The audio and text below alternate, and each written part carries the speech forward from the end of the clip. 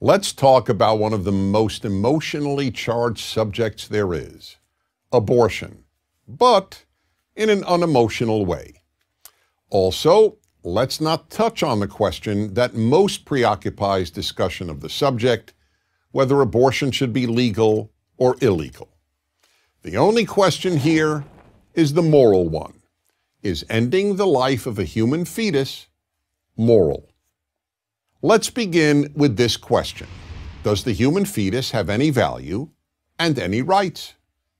Now, it's a scientific fact that a human fetus is human life. Those who argue that the human fetus has no rights say that a fetus is not a person. But even if you believe that, it doesn't mean the fetus has no intrinsic value or no rights. There are many living beings that are not persons that have both value and rights. Dogs and other animals, for example. And that's moral argument number one.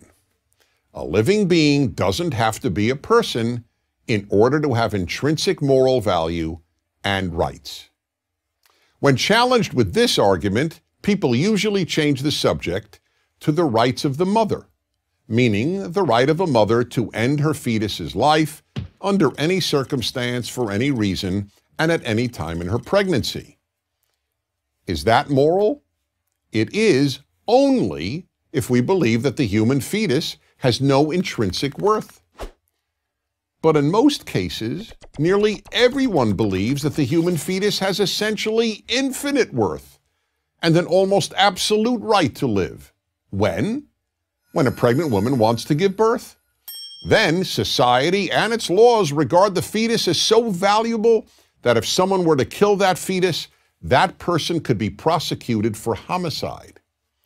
Only if a pregnant woman doesn't want to give birth do many people regard the fetus as worthless. Now, does that make sense? It doesn't seem to. Either a human fetus has worth or it doesn't. And this is moral argument number two. On what moral grounds does the mother alone decide a fetus's worth? We certainly don't do that with regard to a newborn child. It is society, not the mother or the father, that determines whether a newborn child has worth and a right to live. So the question is, why should that be different before the human being is born? Why does one person, a mother, get to determine whether that being has any right to live? People respond by saying that a woman has the right to control her body. Now, that is entirely correct. The problem here, however, is that the fetus is not her body.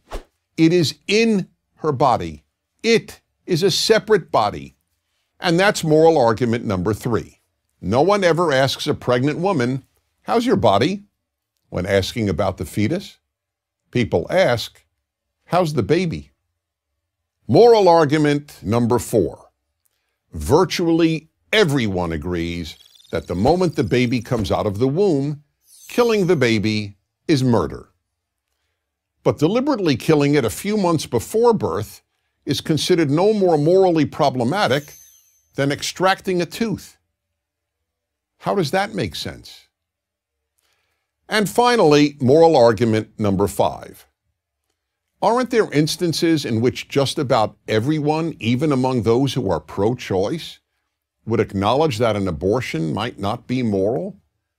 For example, would it be moral to abort a female fetus solely because the mother prefers boys to girls, as has happened millions of times in China and elsewhere?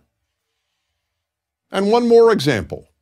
Let's say science develops a method of determining whether a child in the womb is gay or straight.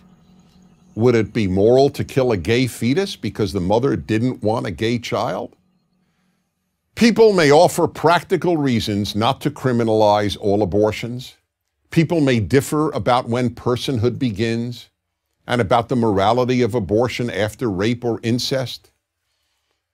But with regard to the vast majority of abortions, those of healthy women aborting a healthy fetus, let's be clear. Most of these abortions just aren't moral. Good societies can survive people doing immoral things. But a good society cannot survive if it calls immoral things moral. I'm Dennis Prager. To subscribe to our YouTube channel, click here. To help keep our videos free, donate here.